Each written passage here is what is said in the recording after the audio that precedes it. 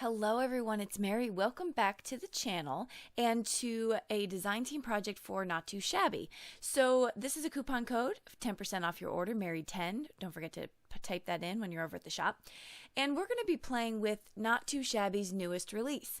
This release is so much fun. I'm going to show you a little bit in the beginning of this video, but today we're going to be focusing on making some Halloween cards. Tomorrow we'll be doing fall, and the next day we'll be doing winter. So we're going to be just celebrating this whole release. So right here is the Halloween. We have this adorable fall set. Oh, I love how thick the images are. I guess you can say kind of chunky and easy to color. I'm really having a good time with that. So we're going to get started with this first kit, or this first card, which is using the Halloween set. So right here, I am taking some masking paper. This is this is sticker paper, and I'm going to link it below because I highly recommend it. This stuff is amazing, and you get a ton for the price. So it is just as good as any other masking paper I've ever used. So I would highly recommend that. Unfortunately, you can only buy a big box, but I have masking paper for the rest of my life. Well, maybe not that long, but you know. Okay, but what I did was I used a circle die cut. You saw that, and I placed the mask on the paper. Now I'm using watercolor cardstock here. This is Arteza. And I'm going to go in right here. I'm going to be doing the background, which is like a focal point of the circle in the center of the card, almost like the night sky behind the witch is in the circle. I'm using Distress inks, regular Distress. On the other card, I use Distress Oxide, so you can see the difference. There's not too much of a difference, but it's a little bit brighter with the regular oxides. Using a makeup brush on here lets me build up this color so I can get it to exactly what I want. You can use any blending tool that you have. I have just really taken a liking to the makeup brushes. They make things very easy to build up. You can get a light color wash, or you can get a lot. So I like that I can do that. Plus, I like that I can clean the brushes in between and use the same brushes for the colors. So I don't have to just dedicate one brush to one color. All right, I'm going back and forth. You can see I'm using the colors Wilted Violet, Candied Apple, Carved Pumpkin, and Mustard Seed. And so that mix of colors is just beautiful. And so we have this background almost done. I'm just going to go back and forth between the lines so I don't get some harshness. I'm going to try to blend those out as best as I can. So the next thing we're going to do is take the other one, and this is where the circle in the middle is masked off. Okay, so I'm going to be making a background behind that because the circle in this card is going to be our moon.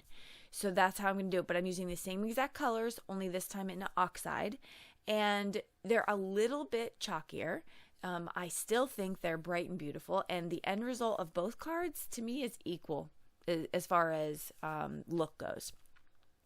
So I'm going back and forth again using makeup brushes to put this on, and you want to go kind of back and forth between the colors so that you can get that really soft blend. Now I'm taking some of this sparkle spritz, and I'm going to just dab it on by taking out the spritzer from the bottle, and this is going to give me a shimmery water reactive look.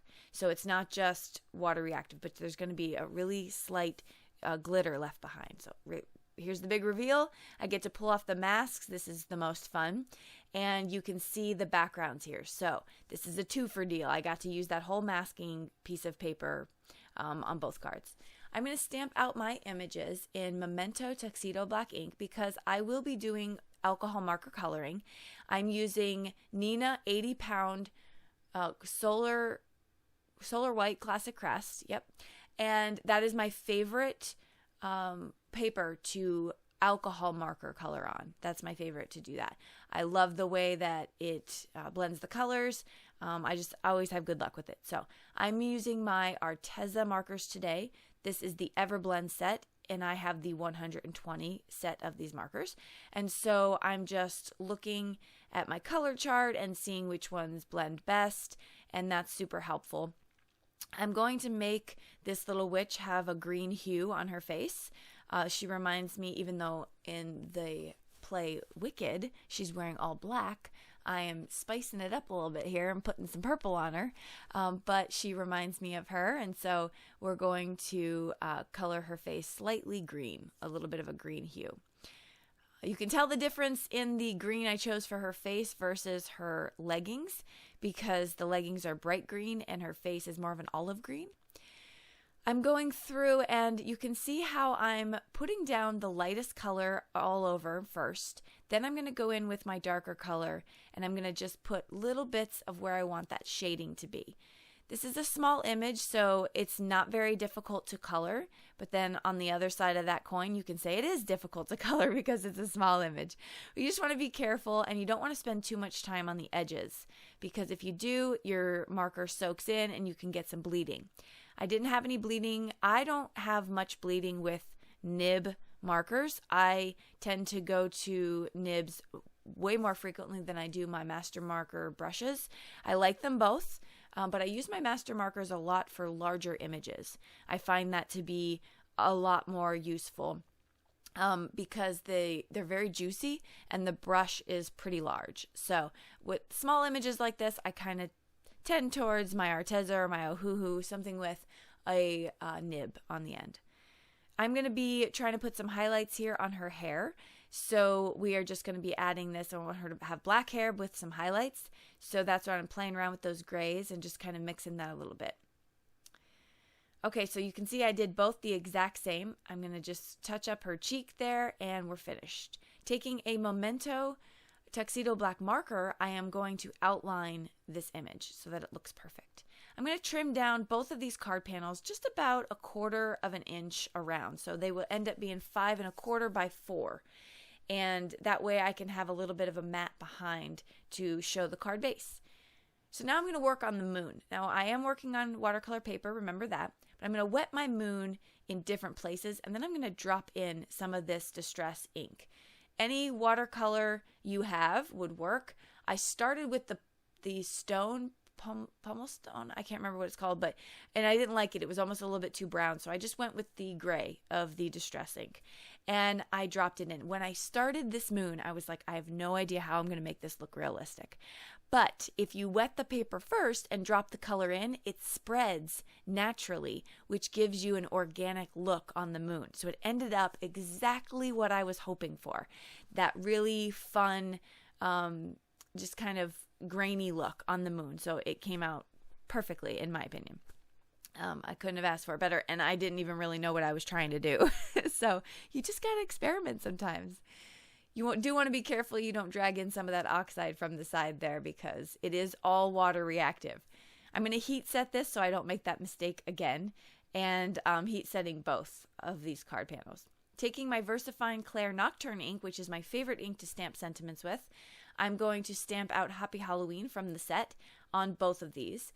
I felt that the Happy Halloween got a little bit lost on the panel with the more colored background. I'll show you in just a second. So I'm going to take a white gel pen to it. I am going to make my card bases here as I do per every video. I'm going to pop these up with some foam tape that I'm using. And I have to go back right here on this one because the inside of this little image is white and the background behind her is not. So I'm going to just take that orange and I'm going to color that in so she matches seamlessly for the background. And then it's time for assembly. So I am going to pop up my witch on both cards because I want her to have a little bit of dimension, almost like she's flying through the air and coming out of the cards. So that was super fun. I'm going to touch up these cards with the belt, or the buckle on her hat is going to be silver with Wink Estella, and then her outfit and her hair is going to be covered in some sparkle pen from Nuvo. So that's going to add a little bit extra to the image. When you hit it with the light, you can see the shimmer of the background as well as the shimmer in her outfit. So I really like the way that came out. So for this one right here, I'm going to add some foam tape as well and pop that up. So they both have lots of dimension. And then, like I said, on the front, I'm going to go back to that Happy Halloween right here. I felt it was just a little bit lost. You can read it. It's totally easy to read, but I wanted to add a little bit of white gel pen. So I'm going to do that here in just a second. Again, popping up my image this is how I'm releasing my paper off here with my little picker tool. I wanted to see if that helped the paper come up. It's the same. It does, but it works the same as my finger. So now I'm going to take this is where the white gel pen comes in, and I'm just making very random slight lines throughout that Happy Halloween just to make it stand out and pop off the paper a little bit more. And that will do it for the first card in the Not Too Shabby new release. Tomorrow, again, we will be doing the a fall scene with the fall set, and then following that, the winter scene. So very excited about these 3 cards. I'm loving this release. It's so great. Check it out over at Not Too Shabby. And see for yourself. Also, other great things that she has in the store. Don't forget to use that coupon code Mary10 for 10% off your order. I will list everything I used below in the description box. And until next time, I hope you all have a wonderful week. Bye-bye.